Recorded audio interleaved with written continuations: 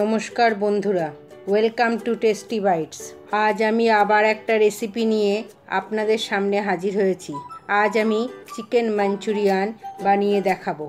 এর জন্য লাগবে মিক্সিতে মিহি করে বাটা চিকেন কিমা, কর্নফ্লাওয়ার, রসুন বাটা, আদা বাটা, ডিম, স্প্রিং অনিয়ন, গোলমরিচের গুঁড়ো, সয়া সস, কাঁচা লঙ্কা বাটা, ভিনিগার, লবণ, রসুন কুচানো, টমেটো সস, কাশ্মীরি লঙ্কার গুঁড়ো ও সাদা তেল।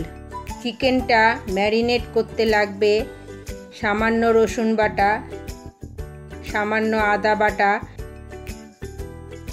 সামান্য স্প্রিং অনিয়ন, সামান্য একটু গোলমরিচের গুঁড়ো,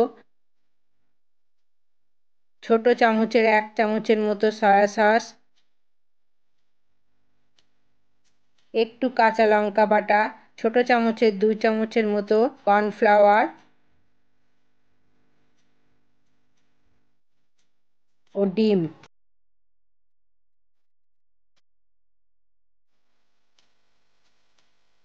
মাংসটা ম্যারিনেট হয়ে গেলে এবার গ্যাস জ্বালিয়ে কড়াইতে সাদা তেল দিয়ে দেব।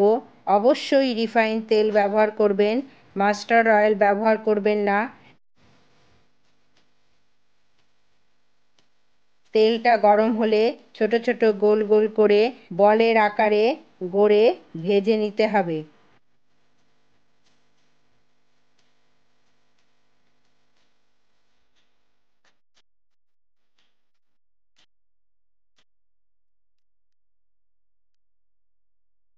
চিকেনের বলগুলি হালকা বাদামি করে ভেজে তুলে নেব।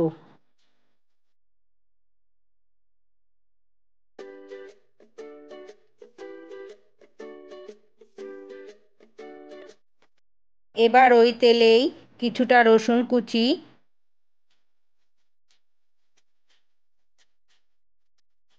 ও সামান্য স্প্রিং অনিয়ন দিয়ে নাড়াচাড়া করতে হবে।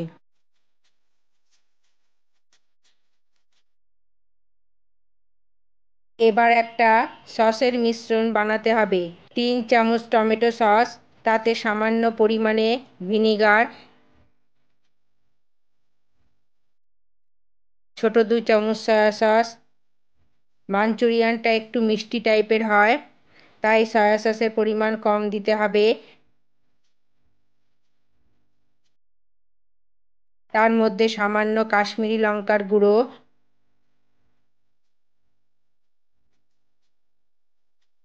ও সামান্য পরিমাণে লবণ দিয়ে গুলে নিয়ে সসটার মিশ্রণ তৈরি করতে হবে।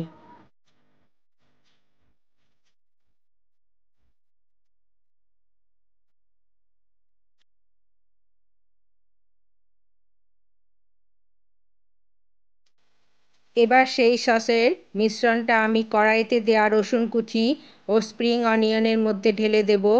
এই সময় গ্যাসের জোরটা মিডিয়ামে রাখতে হবে, সসটা যাতে পুড়ে না যায়। সসটা একটু ফুটে উঠলে পরিমাণ মতো জল দিতে হবে।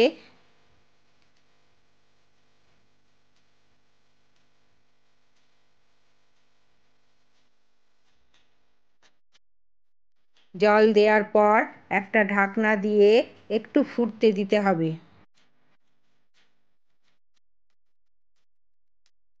ফুটে উঠলে চিকেন বলগুলি দিয়ে দেব।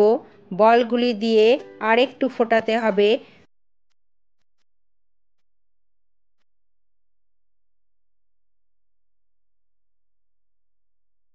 ফুটে উঠলে তাতে পরিমাণ মতো গোলমরিচের গুঁড়ো, স্বাদ অনুযায়ী লঙ্কা বাটা,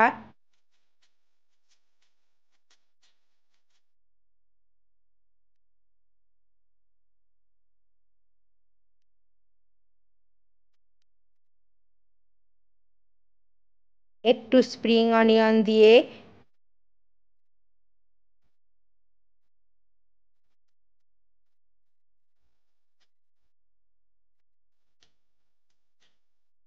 2 চামচ মতো কর্নফ্লাওয়ার জল দিয়ে গুলে দিয়ে দিতে হবে।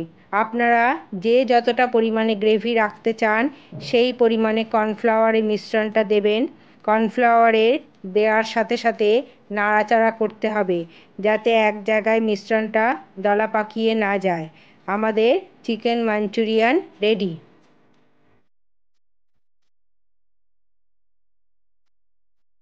এবার একটা সার্ভিং প্লেটে স্প্রিং অনিয়ন ছড়িয়ে গরম গরম পরিবেশন করুন চিকেন মাঞ্চুরিয়ান।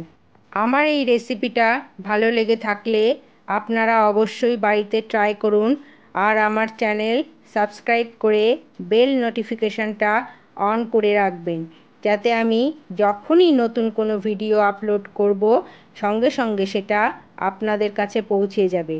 সেই সঙ্গে অবশ্যই লাইক ও শেয়ার করে কমেন্টস করতে ভুলবেন না। সকলে ভালো থাকুন, সুস্থ থাকুন।